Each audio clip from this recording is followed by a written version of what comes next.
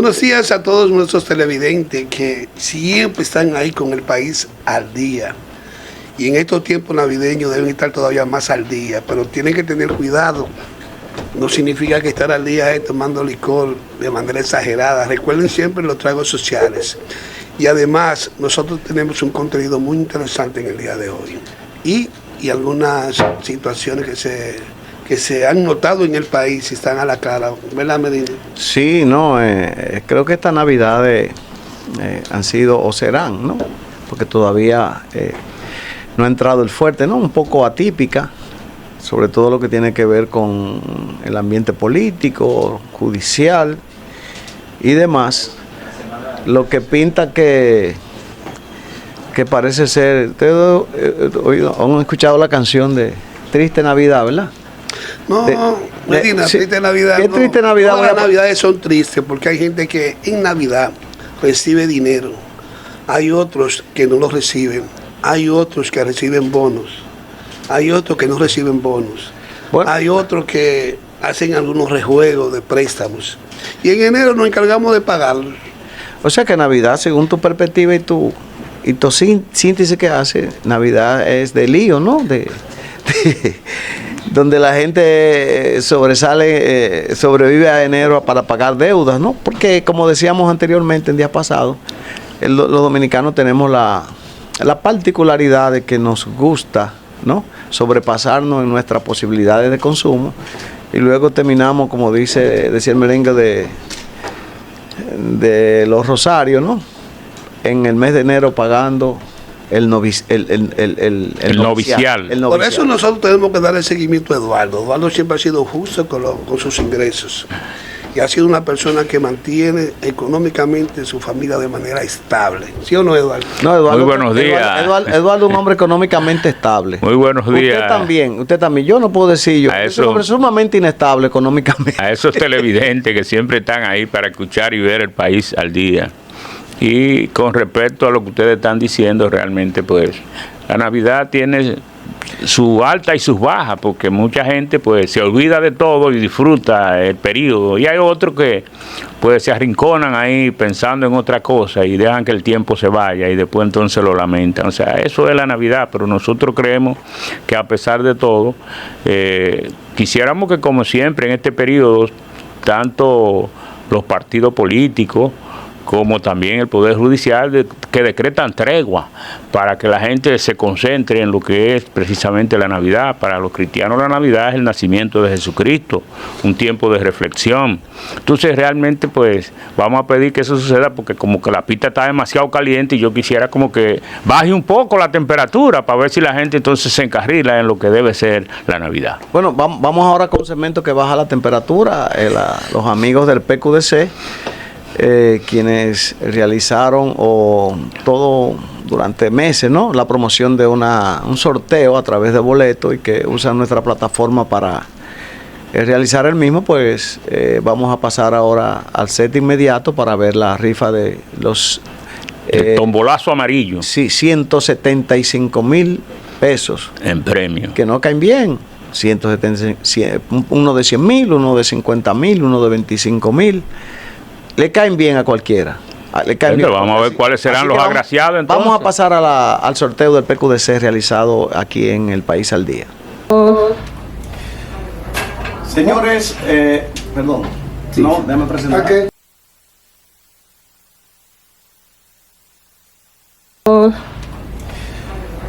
Señores, perdón. Sí. No, déjame presentar. Okay. Señores, perdón. Sí. No, déjame presentar. Okay.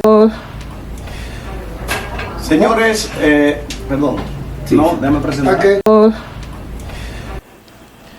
Bueno, tenemos como un problemita con el video, pero en segundo, ¿no?, lo solucionamos y retornamos con la rifa del PQDC. Tenemos, muchachos, que la pista está caliente en diciembre, las parras están que arden. ¿Qué ustedes creen? Me sorprendió, Medina, esa información de que ya se han mudado o se están mudando de La Victoria. porque es que no entendí muy bien. Yo quiero saber si realmente pero yo lo, todos. Pero yo lo que quiero saber una es... nueva cárcel y la Victoria la cerraron. Eso yo lo que mi preocupación no es lo que se muda. Yo lo que quisiera saber es cuál versión de La Parra, porque he escuchado como más de una versión de La Parra. Vamos a ver cuál de las versiones es. Sí, pero yo... Quizá Medina tiene las informaciones. No. Bueno, eso de las mudanzas lo vamos a dejar para otro programa. Pero ¿se mudaron o no se mudaron? Sí, se mudaron, van por parte. Pero yo me refiero a nuevos inquilinos, gente que están estrenando o estrenarán en el próximo día celda en Las Parras. Y es lo que tiene que ver con finalmente la medida de coerción contra los acusados del denominado caso Senasa, un caso que ha estremecido a la sociedad dominicana, ha estremecido al gobierno, ha estremecido la conciencia nacional. Tú estás hablando de los nuevos inquilinos. Sí, al gobierno del presidente Abinader, que tenía o ha tenido como estandarte en su gobierno la lucha anticorrupción, la eliminación de la impunidad y los controles internos en su gobierno para evitar que ocurrieran hechos tan lamentables como lo que acaba de descubrirse en el Senasa, que ha desbordado todas las expectativas o todos los antecedentes en términos de tentáculo de una corrupción tan amplia que abarcó tantas formas y estilos distintos y que involucra en ese caso al incumbente del Senasa, el señor Santiago Jacín y comparte, ¿no? Eso ha estremecido. Finalmente el juez ayer dio la medida de coerción consistente en 18 meses de prisión preventiva. Pero hay un par de aristas, ¿no? que me preocupan sobre el caso. Me preocupan sobre el caso. Sobre todo lo que tiene que ver con la medida de coerción. Por ejemplo, yo tenía entendido, yo no soy abogado, pero uno es ducho y ve, y en la práctica diaria uno ve y conoce y entendía que los jueces hablaban por sentencia.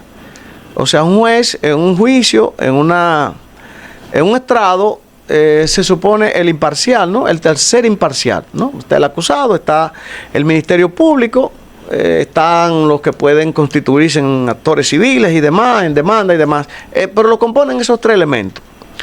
Y al juez se le supone imparcialidad y que la serenidad y que la sobriedad debe ser elemento de primer orden en lo que tiene que ver con las sentencias que emanan, no de su íntima convicción ni de su razonamiento lógico, sino de lo que las pruebas pudiesen aportar. Entonces me preocupó el hecho de que ahí el juez, o ya los jueces no están hablando por sentencia, ya ellos están razonando. Y me preocupa el caso de que en dos vertientes, por ejemplo, como la presión mediática, de cómo el Palacio de Justicia fue tomado, ¿no? Cercado por grupos vociferantes, muchos indignados, con mucha razón lógica, pero también muchos oportunistas, muchos buscacámaras. Mucha gente inclusive cuestionable, mucha gente con fortunas incuestionables también, usted lo encontraba acercando. Y a mí me preocupa así el juez, partiendo de su prejuicio. Cuando el juez habla y razona, casi siempre se fundamentaba citando elementos de la acusación que establecía el Ministerio Público. Y digo yo, caramba, pero hasta qué punto el Ministerio Público también no tiene la misma corriente que tienen los medios de comunicación, que le dan visos de veracidad y dan como afirmativo las acusaciones que hace un Ministerio Público. El juez allí pues no va a decir que se sintió presionado, pero sí estableció algunos asuntos que son preocupantes y son los hechos que después en el correr del tiempo, cuando comienzan y llegan a otras instancias, hasta llegar a constitucional, los casos se caen. Porque otras instancias judiciales tienen la cabeza un poquito más fría, tienen más valoración por las pruebas. Y paradójicamente el juez prácticamente allí estaba estableciendo principios que debe establecer un juicio de fondo. Y no era un juicio de fondo, era un juicio sencillamente de valoración de pruebas que pudiesen conllevar a una, como fue el caso, a una medida de coerción o en otros casos hasta declarar una invalidez de la prueba y una solución. Pero eso se hace por sentencia. El juez no. El juez allí dictó cátedra y ya previamente estableció condena sin ni siquiera llegar al fondo de la profundidad de la valoración de las mismas. Estamos seguros que quizás mucha gente puede pensar que nosotros estamos quizás defendiendo a la parte acusada. No. Lo que nos preocupa es que un Estado de derecho se debe respetar lo que se llama el debido proceso. Entonces, ¿hasta qué punto allí, más adelante, podemos encontrarnos después con ese proceso como ha pasado con los otros? Que han tenido 18 meses, después piden una prórroga de tantos meses y al final los jueces tienen que terminar desestimando esos casos por invalidez de las pruebas o porque las mismas no fueron pues recabadas de la manera correcta según ordena los procedimientos judiciales. Pero que las medidas de coerción son medidas que se toman sobre la base de las pruebas que se aportan y entonces esas pruebas son las que definen si el imputado en un juicio de fondo podría ser condenado y en base a eso entonces para garantizar que el reo pueda asistir a las audiencias del juicio de fondo que se le dicta muchas veces medida de coerción, la más fuerte que es la de prisión preventiva, porque hay 7 medidas de coerción, no solamente hay la prisión preventiva, sino que hay 7. Y de esas 7 la más, diríamos nosotros, fuerte es la de prisión preventiva para garantizar que el imputado vaya a los juicios de fondo, que entonces son los que determinarán la pena que se le aplicará en función de las pruebas encontradas en contra del imputado. De manera que no entiendo que se quiera decir que el imputado pues ya se le condenó. No se le ha condenado. Esa medida de coerción establece el mismo Código Procesal Penal, que tiene una revisión en 3 meses. Lo que quiere decir que esa revisión en 3 meses puede variar esa medida de coerción, entonces dictársele presentación periódica al tribunal y que asista precisamente a las audiencias del juicio de fondo cuando entonces se establezca el momento en que iniciará. Tengo entendido que ese caso también se le solicitó que fuera un caso complejo, precisamente por la gravedad que se entiende del caso, que eso prácticamente pues le da más tiempo al Ministerio Público para investigar las pruebas y entonces presentarla en el juicio de fondo en contra de los imputados. Ahora, hay otra cosa, doctor, discúlpeme, hay otra cosa. El juez, entre su discurso, dijo que el imputado, refiriéndose al principal acusado, traicionó la confianza puesta por el presidente Abinader. ¿Eso significa que lo está acusando ya? Claro, no, lo está acusando, no lo está condenando. Y hay que decirle al juez que los hechos cometidos no fueron contra Abinader. Pero es un juez recusable. Sí, sí. Porque ya no está cayendo dentro de lo que es recusable porque de lo que es un juicio. Ya él está haciendo, ya está llegando a cosas que son personales que no tienen nada que ver con ese proceso. No, y que además... O sea que ese es un juez que es recusable. Y que además los hechos cometidos no fue contra Abinader, porque no fue contra la fortuna de Abinader, señor juez Sena. No, ni contra el PRM. Fue contra el Estado Dominicano. Entonces la decepción no es contra Abinader, porque todavía ese juicio no se ha conocido. Y en el transcurso de ese proceso nos podemos dar cuenta qué tanto, porque es sospechoso y tenemos que ser sosegados, porque ¿cómo es posible que durante 5 años, casi 6 años, estamos hablando desde agosto de 2020, ya en el 21 cometieron a cometerse en grandes escalas esos hechos punibles que acusa el Ministerio Público a la dirección del SENASA? Ahora, ¿cómo es posible que aquí tenemos, oiga bien, Contraloría General de la República, contrataciones públicas, tenemos a la Cámara de Cuentas, tenemos la Superintendencia de Salud, tenemos también al Consejo de Seguridad Social, tenemos al DNI, tenemos todos esos organismos de investigación y resulta que ninguno pudo detectar todas esas series de maniobras que acusa el Ministerio Público que pasaron en el SENASA. Pero también tenemos al Banco de Reserva. Mire, yo quiero decir algo. La semana pasada, yo, pues, ¿sabes? Yo tengo mucha necesidad económica. Yo le dije a un amigo mío que me preste 25,000 pesos. El amigo me lo prestó. Me hizo una transferencia. Y cuando yo voy al banco no me lo da. O sea, el cajero no me lo da. Voy al número, su cuenta está bloqueada. Después me muevo, duro 2 días cuando su cuenta está bloqueada porque usted recibió 25,000 pesos. Y tuvo el amigo, 2 días duran eso. Llaman al amigo, no se comunican. El amigo llama para devolverme 25,000 pesos. Pero resulta que del Banco de Reserva se sacaban en funda negra. Y también ya tenemos el caso anterior del anterior gobierno, que este mismo gobierno llevó, donde el Banco de Reserva entregó 1.200 millones a un mensajero. Y ahora, oye bien, la gente hablaba, en el mismo expediente habla de que esos acusados se cansaban de llevar dinero en funda que sacaban de los bancos y que al señor Jacín le entregaron solo cerca de 2.000 millones de pesos producto de esa corrupción. Entonces, el gobierno en pleno tiene que dar explicación de cómo todos esos organismos de control, de cómo Milagros Ortiz Bosch y la llamada ética le entregó al señor Jacín durante 3 veces consecutivas una medalla por transparencia y por buen uso de los fondos públicos. La última fue este año, hablando de un 95% de transparencia y manejo de los fondos públicos. ¿Qué hace Milagro en ese puesto?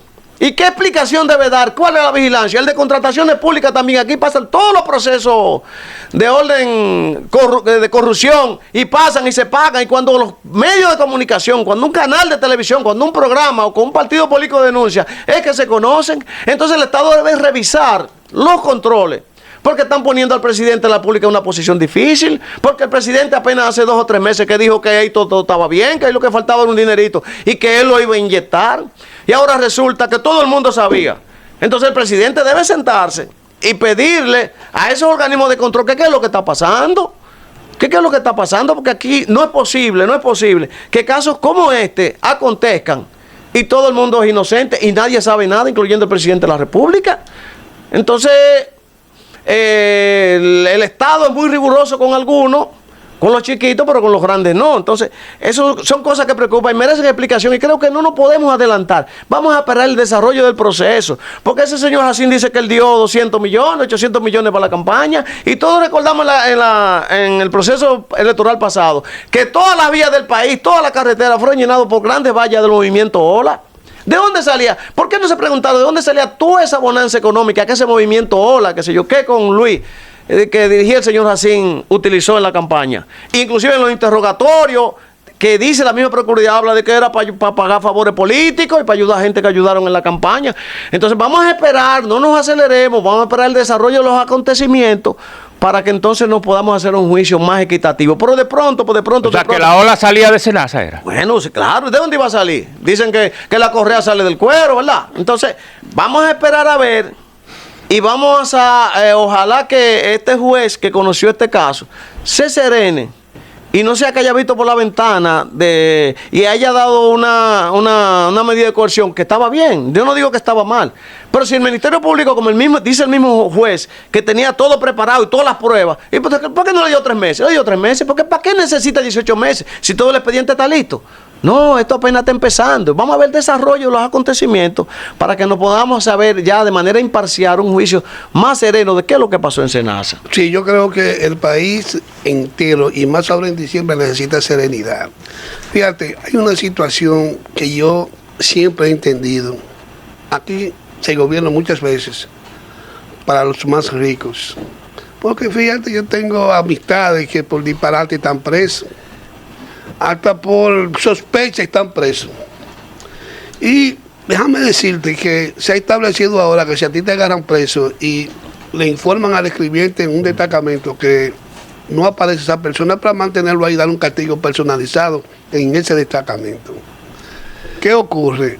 Nuestro país necesita serenidad. Yo sé que estamos en diciembre. En enero quizá comienza la ola de las situaciones que se han presentado. Pero yo estoy de acuerdo contigo, Medina. Si el juez dice que tiene el expediente, entonces, ¿por qué entonces no hay que dar una medida de coerción tan larga? Póngalo en 3 meses y discuta eso y ya, y punto. Aunque ya viene por ahí ya, perdón, lo que se llama SENASA 2.0. 2.0, eso significa que va a seguir extendiéndose.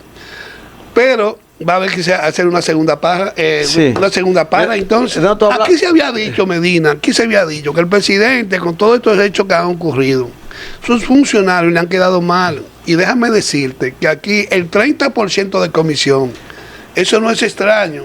Si tú haces una valoración en una serie de instituciones, vas a encontrar que todo lo que se hace, todo lo que se compra, todo un 30%. Eso no es, eso inclusive, muchas amistades mías me decían, no, eso es legal. El 30% es legal, lo que pasa no es lo mismo el 30% de 10,000 pesos, que el 30% de miles de millones. Además, yo he tenido esa experiencia tuya, Medina. A veces he tenido yo que durar 2 horas y 3 horas sentado en un banco para que me den 2 pesos. Sí. Y yo no sé de dónde que sacan ese efectivo en un camión con miles de millones para llevarlo a una marquesina. Sí. Porque eso le llaman en México caleta, ¿no es? Sí, caleta. Eso es un caleta, igual como si fuera de narcotráfico. Ganteril de esos. Donde esa caleta tú buscas el dinero que tú necesitas para X circunstancias. Ahora yo creo, señores, y vuelvo, yo en cada programa que nosotros realizamos, yo siempre le mando un mensaje al presidente. Y el mensaje es, aprovecha el mes de enero, presidente. Le quedan todavía tiempo para enderezar su gobierno. Haga nuevos ministros, haga valoración, haga encuesta de los manejos, que precisamente se haga auditoría en todas las instituciones, en todas, y comience un gobierno que el dominicano se sienta satisfecho por sus ejecuciones. Siempre he planteado eso en cada uno de estos programas. Bueno, tú acabas de decir una frase que la justicia, ¿no? Y que para los pobres los organismos siempre son rígidos. Hay no sé si Facundo Cabral, que dice, yo no me preocupo ni de los ricos ni de los pobres, porque de los ricos se ocupa, de los pobres se ocupa la iglesia y de los ricos se ocupan los gobiernos. Y es así.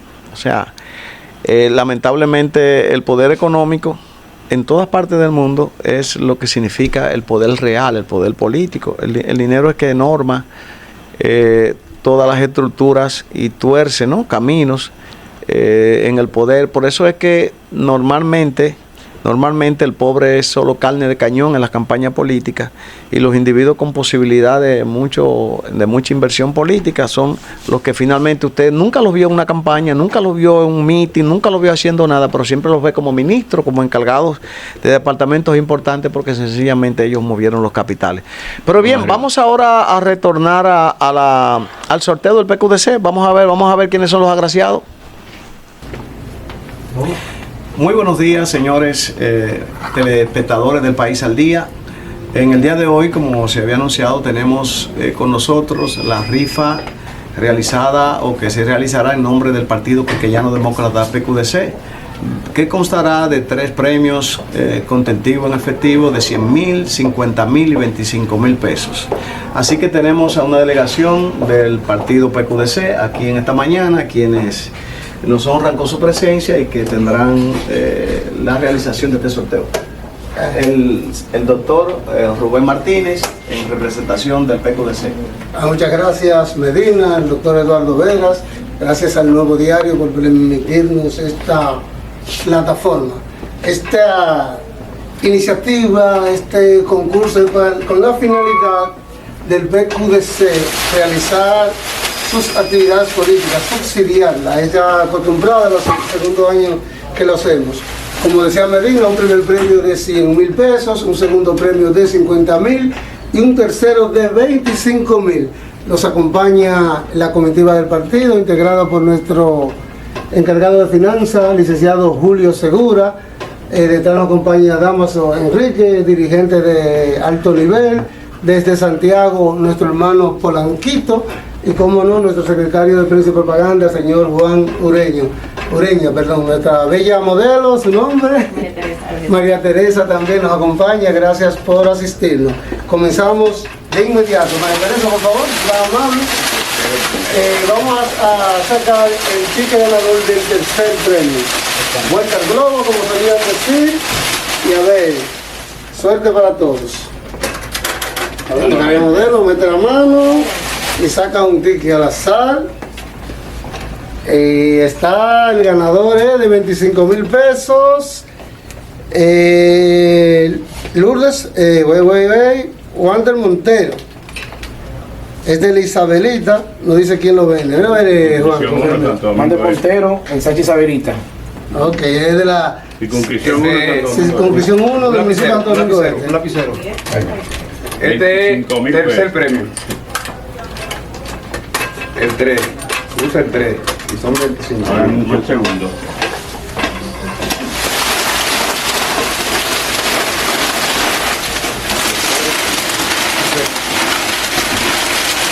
Vuelta San Robo, a ver.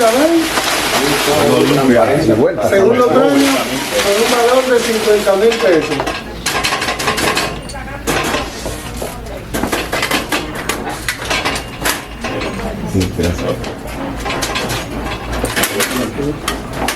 Ya, era muy A ver. Esta Bello Modelo saca el nuevo ganador por 50,000 pesos y corresponde a Luis Rodríguez de Estados Unidos. de Estados Unidos. Felicidades para Luis, son 50,000, vamos a darle un aplauso, señores. 50 pesos todos los días. Que caen muy bien para Navidad. Este es el segundo. Ahora el primer Ahora premio. vamos al primer premio por un valor de 100,000 pesos. Vueltas al globo. Suerte para todos los concursantes. Que sea Dios que determine quién va a pasar una feliz Navidad. A ver. Bueno, no vamos. Una movidita. Nuestra bella modelo de nuevo. Se ve andar el pabelo. Papelito mío, papá. Ah, tiene el suyo. Ok. Son 100,000, señores. Aquí dice Johanna Rosario. Ella vive en el Perla Tillana y este número lo vendió Félix Rosario. ¿Lo conocen? Sí, ese es circunscripción. Vamos a darle un aplauso a Johanna, son 100,000. Va a pasar una feliz Navidad. Señores, pues gracias a todos, gracias a nuestro bello modelo. Reiteramos las gracias al Nuevo Diario, a nuestro programa El País al Día. Muchas bendiciones y muchas felicidades para los ganadores.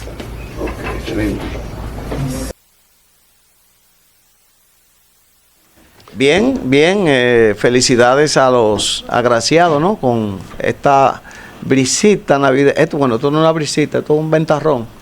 Esto es un ventarrón porque son 100,000. Son 100,000 tablas, ya eso es una Navidad completa. ¿Cuánto anda la canasta? ¿Cuánto anda una cena? 48,000 pesos la canasta familiar. 40 y algo. 40. O sea que da para la canasta y también pone un liquidito, ¿sabes? Bueno, Pero usted le puso, a nivel medio son 28. usted puso 28. 48 total. O sea, doña Carla, usted le puso 28 en la mano. ¿Cuánto fue? No, yo le pongo algo siempre. Yo de mí también se llevan algunas navidades. Yo tengo que josear mi bonito porque yo no sé dónde está mi brisita. La iglesia creo que le dieron, no sé si cantidades excesivas de bonos para que lo den a los feligreses, que son los ¿Cómo? únicos que Pero conocen. ¿qué le dieron? ¿Quién le dio? Eso lo oí yo en la noticia. Pues que vamos a salir agraciados de aquí hoy. están repartiendo bonos a la de la iglesia porque son ellos los únicos que conocen quiénes son. Oye, el que quiera ver mucho bono, el que Pero quiera- vamos a preguntarle a una persona el que quiera ver mucho bono, que le caiga a un funcionario o a las doñas, No. la señora de los funcionarios. Ahí hay bono por pipa. Pero bien, vamos a una pausa y retornamos con nuestro invitado.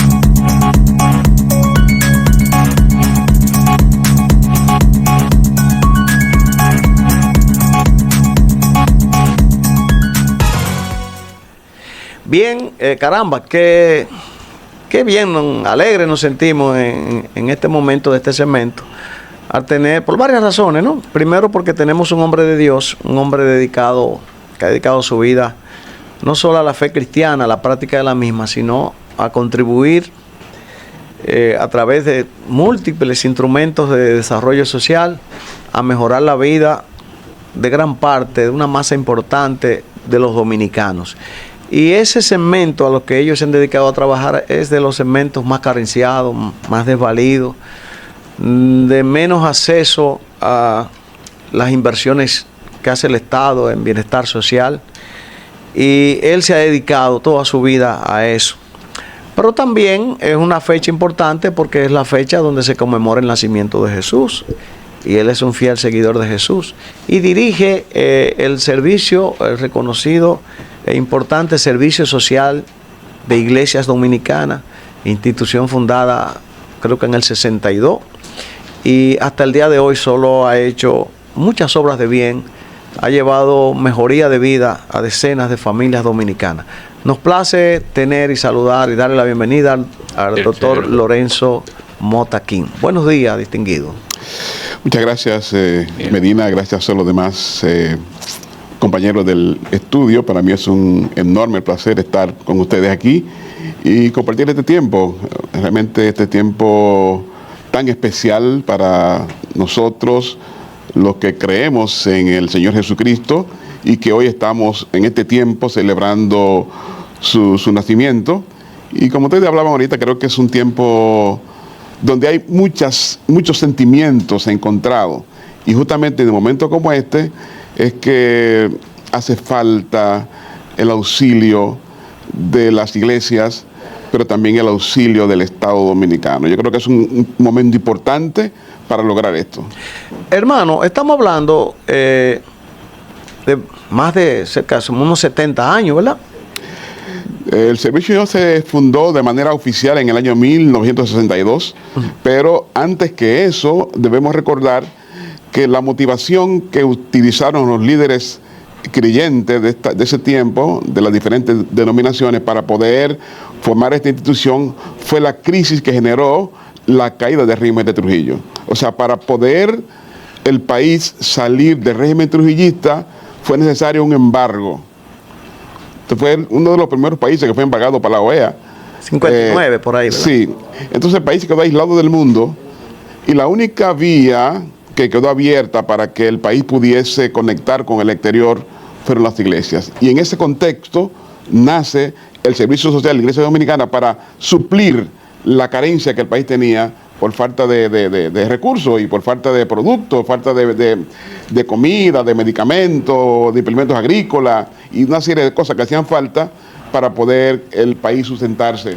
Y en este momento surgió esta institución que ha seguido hasta hoy sirviendo a las comunidades y a las personas. Yo conozco mucho esa institución, he estado muy vinculada a ella y enamorado de su trabajo. Y conozco, por ejemplo, programas que ustedes han tenido orientados a mejorar los más desposeídos. Por ejemplo, yo he visto los programas denominados de microempresas, donde se dedican en pueblos apartados a enseñar a la gente a fabricar con manualidades. Bueno, hay un proyecto que me enamoró muchísimo, por ejemplo, en Samaná, que ustedes desarrollaron, que es una región que produce mucho coco. Y allí la gente cogía la masa del coco y lo otro se perdía. Ustedes crearon unos grandes hornos para hacer carbón de la jícara del coco. Creo que también de la pulpa, ¿no? Que se dedicaba o se usa en Europa para hacer distintas cosas. Entre ellos creo que la parte de la estructura de los Mercedes-Benz en Alemania y demás. Así también a hacer sábanas, a hacer corchas, a hacer proyectos de electrinización para que la gente o sea, una serie de proyectos que son importantes e impactantes en esas comunidades. ¿Cómo ustedes valoran o cómo a este punto, cómo ustedes se sienten de ese trabajo y si entienden que ese esfuerzo que ustedes han hecho ha valido la pena? Sí, realmente ha valido la pena y esto viene ligado mucho al origen de la institución. Si te cuento que al principio, cuando surgió la entidad, surgió precisamente para suplir una demanda que el país no producía, porque producto precisamente del embargo no había acceso al exterior para traer mercancía. En ese tiempo la producción nacional no era tan abundante como es hoy, no habían técnicas especialistas de producir, hubo una gran sequía en el país, muchas enfermedades, entonces había que traer mercancías del exterior. Luego que la crisis pasa, el país tiene que retornar a la normalidad dependiendo de sí mismo. Entonces, eso iba a significar que las comunidades apartadas del país tenían que producir su propio desarrollo. Y justamente en eso nos involucramos como institución, proveyéndole el conocimiento y las herramientas para que la gente pudiera generar su propio desarrollo. En el área agrícola, en el área de, como usted decía, de manualidades, en el área de crianza de peces en estanques donde no había mar. Tuve un programa de peces marinos, prohibiendo barcos a los pescadores para que pudieran pescar. Y este proyecto que tú mencionaste, que para mí fue muy emblemático en ese tiempo, que era crear unos hornos para aprovechar la jícara de coco. La jícara de coco produce un carbón que es mucho más duradero y calienta mucho más que el carbón de leña u otro tipo de carbón. Y tú lo puedes reutilizar y no mancha como los otros. O sea, una técnica muy especializada. Desafortunadamente, pasó un huracán y un poco diezmó la plantación de coco de Samaná, que era donde teníamos el proyecto. Y luego que se comenzó a recuperar la plantación de coco, entonces se comenzó a exportar el coco entero, de modo que ya no se sacaba solamente la pulpa, sino que se exportaba el coco entero y el proyecto hubo que abortar, ¿no? Pero sí iba muy bien, porque como usted decía, tenía dos características. Uno era hacer el carbón por un lado, utilizar la pulpa por otro lado, y una tercera beneficio era lo que llamaban el bonote, que era la parte fibrosa. Eso se podía exportar para fabricación de los asientos de los autos de lujo también. O sea que era una enseñanza que estábamos dando a la comunidad y una técnica y unas herramientas para que pudieran aprovechar al máximo. Y eso es lo que realmente hace la institución, provocando desarrollo en aquellos lugares donde no hay. Por ejemplo, los gobiernos les gusta hacer las cosas donde hay muchas cámaras, donde ustedes van y ven, pero hay lugares donde la cámara no van, porque no es atractivo llegar hasta allá tan lejos. En esos lugares llegamos nosotros porque son personas que necesitan precisamente de generar desarrollo.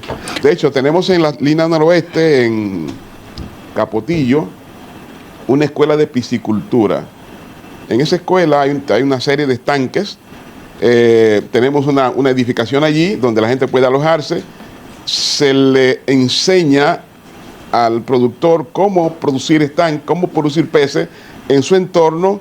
Después le hacemos el estanque en su entorno, se le proveen de los alevines, y entonces ellos pueden producir en su propio mecanismo ahí. O sea, yo creo que son cosas que ayudan mucho, y quizás decirlo aquí es fácil porque tú tienes el Mar Caribe al frente, tú sabes, en la parte norte del Atlántico, pero hay lugares donde no hay mar, o sea, está distante, por eso no pueden ellos tener acceso a los beneficios de un pescado en su casa. Yo creo que este tipo de proyectos ayudan bastante. Ministro, ya que usted explica más o menos la situación por la que estuvo el país en los años 59, 60, 61, en el 62 que usted dice que prácticamente donde lo oficializan. En ese mismo tiempo, recuerdo que en el país había un programa que se llamaba la Alianza para el Progreso. No sé qué influencia tenía precisamente el Servicio Social de Iglesia para que ese programa pues se extendiera en todas las zonas rurales del país, que en ese tiempo estamos hablando de que el 70 y algo % de la población todavía vivía en la zona rural. Y en la mayoría de esas comunidades, pues cada cierto tiempo había un reparto de alimentos y también talleres para enseñar a los productores a utilizar mejor la técnica que se podían obtener para aumentar la productividad. ¿Qué influencia tuvo el Servicio Social de Iglesia en esa época? No, precisamente la gente se acuerda de Alianza para el Progreso, pero ese proyecto llegó al país de la mano de dos instituciones, porque justamente nace en el tiempo del embargo.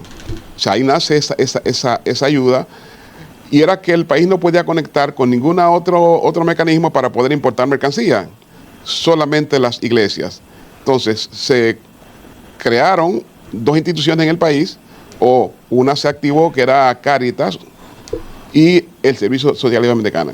A través de esas dos instituciones, el país recibió toda esa ayuda que usted está mencionando.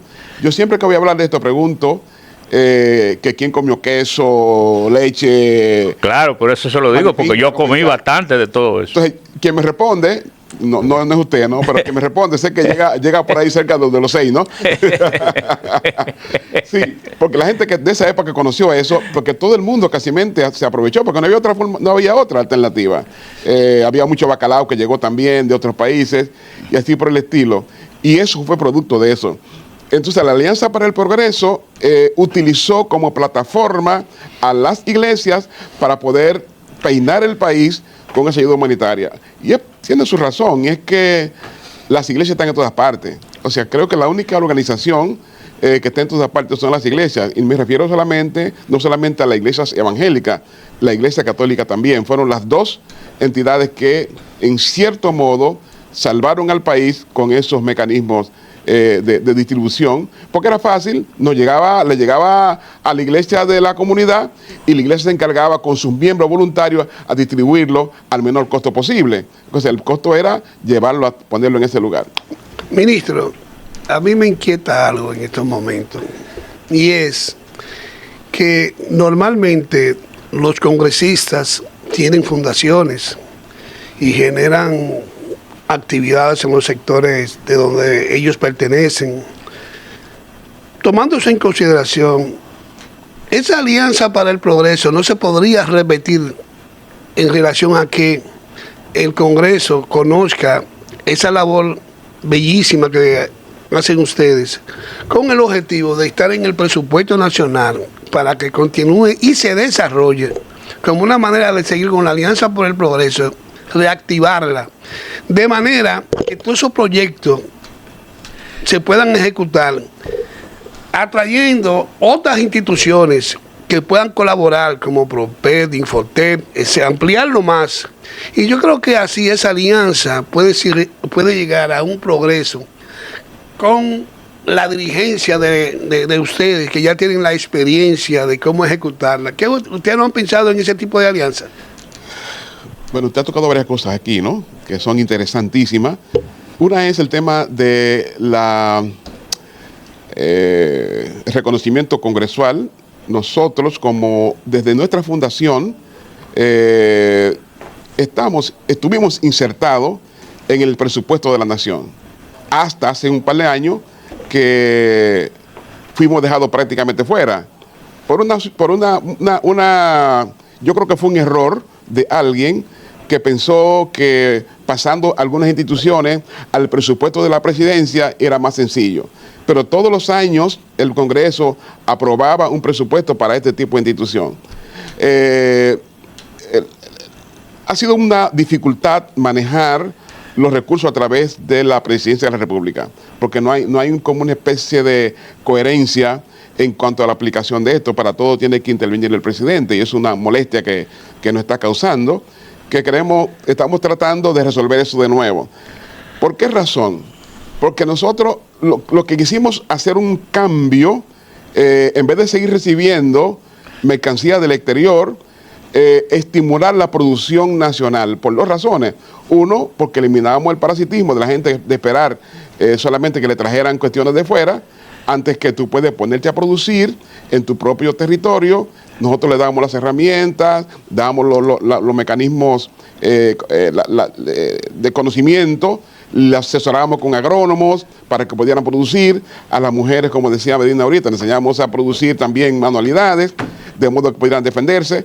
Ahora, en este momento, tenemos acuerdo con el Infotec. De hecho, esta misma semana se graduaron aquí en Monteplata una cantidad de mujeres que nosotros coordinamos con Infotec para que se graduaran de algún tipo de técnicas en diferentes disciplinas, y así por el estilo. Entonces yo creo que sí, que podríamos estimular ahora que esas instituciones, pues son varias, ¿no?, vuelvan otra vez a ser reintroducidas en el presupuesto nacional como hacía 60 años estaba. De hecho, nosotros como entidad tenemos un contrato con el Estado de esos años. Y ese contrato del Estado obliga, porque tenemos una gaceta oficial que obliga al Estado a sostentar económicamente la institución y sus programas, tanto a nivel administrativo como a nivel de trabajo de campo. Entonces yo creo que el no hacer eso por parte de cualquier gobierno es una violación a un acuerdo especial que tenemos. Entonces yo creo que eso podríamos lograrlo de nuevo. Usted tiene muchos años en el servicio, ¿no? Sí. Antes de ser su director ejecutivo, ocupó múltiples funciones ahí. Sí. Es decir, y usted además en otras instituciones es miembro también de la llamada Mesa de Diálogo, que es para mí en estos momentos la institución evangélica más importante y más representativa, por lo que, valga la redundancia, representa, ¿no? En términos de número, ¿no? De membresía. Es decir, usted ha estado en ese transcurrir del tiempo cerca del poder. Cuando digo cerca me refiero a las mediaciones, a la búsqueda del apoyo estatal para esas instituciones a las que usted ha sido miembro y que hacen un trabajo social donde los gobiernos no llegan. Los gobiernos se dedican básicamente a lo macro, ¿no? Grandes inversiones. Ustedes van a las comunidades, van a los centros pequeños y desde allí realizan importantes obras. Lo que quiero preguntarle, y tengo la inquietud, ¿cuál ha sido en ese transcurrir del tiempo la reacción, el trato de los diferentes gobiernos que usted tenga conocimiento con esa institución? ¿Ustedes han recibido el trato digno? ¿Han sido tratados como lo que son trabajadores sociales? No olvidémonos de los religiosos, trabajadores sociales que mitigan situaciones de penuria en amplias comodidades. ¿O ustedes los ven a veces como molestia a cierto gobierno? ¿O entienden que ustedes representan o que deben ser una especie de acólicos políticos para poderle darle un soporte para su trabajo social? No, nosotros como organización, hablo del Servicio Social de la Iglesia Dominicana, ha sido respetado por todos los gobiernos. Todos los gobiernos, desde Balaguer hasta la fecha, hemos sido respetados y apoyados. Sin embargo, han habido ocasiones, como ahora, que se nos ha hecho muy difícil luchar con los gobiernos. Se nos ha complicado bastante porque está faltando una dirección. Y una dirección, ¿por qué razón? Porque aquí todas las cosas las tiene que resolver el presidente. O sea, para cualquier tontería, tiene que hablar con el presidente. Entonces nos falta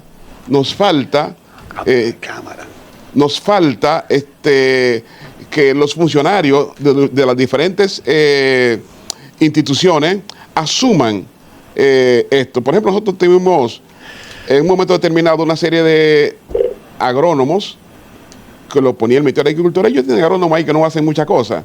Entonces esos agrónomos estaban asignados a nosotros como institución o coordinados con nosotros para en las zonas donde ellos trabajan también ofrecieran ese apoyo técnico a nuestros agricultores. Pero ahora ha habido una dificultad, de verdad. Y cada situación que tenemos que resolver, sobre todo en términos presupuestarios, hay que discutirlo con el presidente. Y sin embargo, a veces presentan una orden para hacer algo, pero los funcionarios que tienen a cargo la aplicación lo toman como un asunto muy visceral. O sea, no le dan la importancia y hay que volver otra vez a recurrir al presidente para que él responda. Entonces yo creo que ese tema tenemos que resolverlo, porque lo que estamos haciendo nosotros como institución es un apoyo al gobierno. Dios mío. Porque atendemos personas y comunidades donde esos mismos funcionarios que debían resolver las cosas no van. No lo hacen. Entonces por esa razón creo que nos está ahora dando un poquito más de dificultad. Primera vez en la historia que tenemos dificultad con eso, porque siempre los gobiernos buscaron la manera de apoyar la institución y de soportarse en ese trabajo comunitario que nosotros hacemos con esas comunidades empobrecidas y que les es difícil alcance, ¿no? Entonces yo creo que es un asunto interesante que tenemos que resolver. O sea que anteriormente ustedes como institución podían disponer de un presupuesto y planificarse por el año porque se le aprobaba en el Congreso Nacional. Sí, claro. Y en estos momentos ahora tienen que, como dice cualquiera, entonces cada vez que necesitan resolver cualquier cosa, eso quiere decir que no pueden hacer una verdadera planificación, porque entonces depende de cada diligencia que tienen que hacer puntual para resolver cualquier cosa. Entonces nosotros creemos que el presidente de la República tiene que revisar eso, porque realmente las instituciones que le sirven, como decía Medina ahorita, que lo dijo aquí en este mismo programa, que había un escritor ahí llamado Facundo Cabral que decía que la iglesia se ocupaba de los pobres y el Estado o el gobierno de los ricos. Entonces, si la gente que se ocupa de los pobres tiene tanta dificultad para realizar sus funciones, a eso hay que revisarlo. Señor presidente, revise eso. Sí, no, porque no es posible que haya que hacer un peregrinar permanente. Y no solamente eso, Medina, se supone que el presidente tiene gran incidencia con los congresistas del Partido Revolucionario Moderno.